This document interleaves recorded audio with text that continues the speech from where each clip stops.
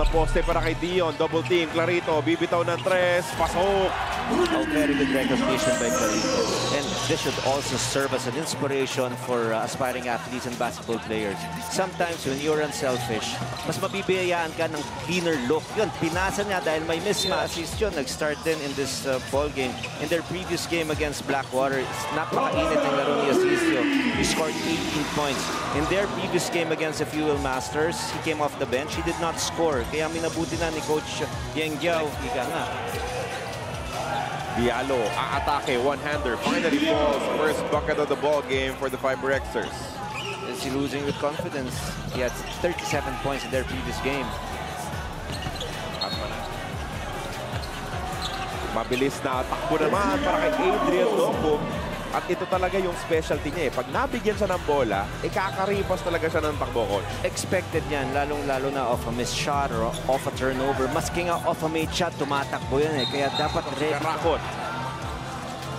Bibigay kay Clarito. Mauuna na 10 points in the first quarter for John Art. It is just spectacular the way they're making stops and the way they're moving that ball and finding.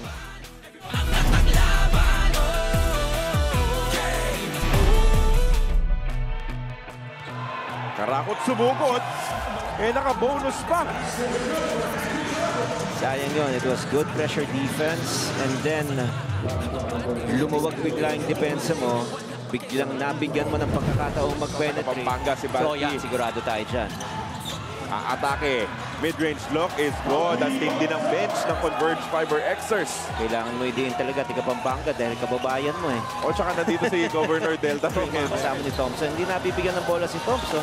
At ito naman, tumatakbo na rin itong Converge Fiberxers. And don't look now, after being down by as many as 17 big points in the first quarter, naubos na yung lamang halos ha. 4 na lang ang pinoprotektahan ng Ilasa Painters. Coach Yeng Giao calling a quick timeout. Pensa nitong Rainer Shine. Naghihintay yung double team mula kay Jordan Heading at mapipituan pa sila ng foul dito and one opportunity para sa import ng Rainer Shine. Simple lang ang basketball, sabi ni Coach Yeng Giao. He is the source, meaning siya talaga ang pwede mong puntahan. Dito si Shawnee Winston, counter-attack, Arana sa gitna, extra pass, Diallo, sinubo na lang. Counter-attack that time, well run. Fast break execution for the Fiberxers. Again, Locum, 61% free throw shooter. Shawnee Winston nagpakagat ng foul and one opportunity. At lamang na po ang Converge Fiberxers. Such an excellent fight back here for the Fiberxers. 19-point turnaround. At nagpaparamdam na yung kanyang opensa. Santillan sa ilalim, size advantage kontra kay Kevin Racal. Nagbaba ng braso itong si K-Rax. Kaya automatic yung foul and one opportunity for Santillan. You really appreciate the determination. Saving the possession to the corner. Racal, another three on the way. It's good again. Just in the nick of time, almost a botched possession. Para rito sa Converge, pero the veteran in him, alam niya, maganda yung kanyang shooting. That will be his 4th made 3-pointer in the ball game. Maraming salamat para dun sa report na yun, Apple. Si Bo Belga, babalik sa laro. Isa pa tres para sa Rainer Shine. And what a run here for the Ilasa Painters. Down by 10 points a few minutes ago. And they are using the ejection.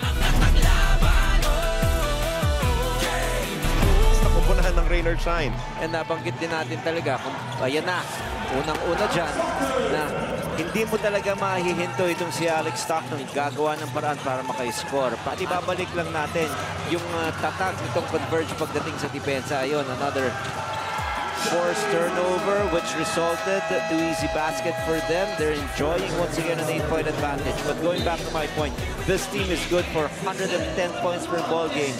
Alam ng Pamangan, Converge, one-hander, pasok para kay Jordan Heading. 15 na rin yan para sa kanya. Napakahusay yung pagiging creative ni Jordan Heading, a natural lefty.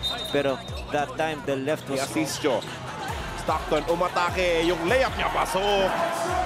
Walang kamatch dito si Alex Stockton. Pinapagpak niya lang kung sinong nasa harapan niya. Kailangan tumindi pa itong interior defense ng Rainer Shine kung gusto nilang makabalik. Tuloy sa kampeonato, sama-sama tayo, manlalaro, tapisyonado.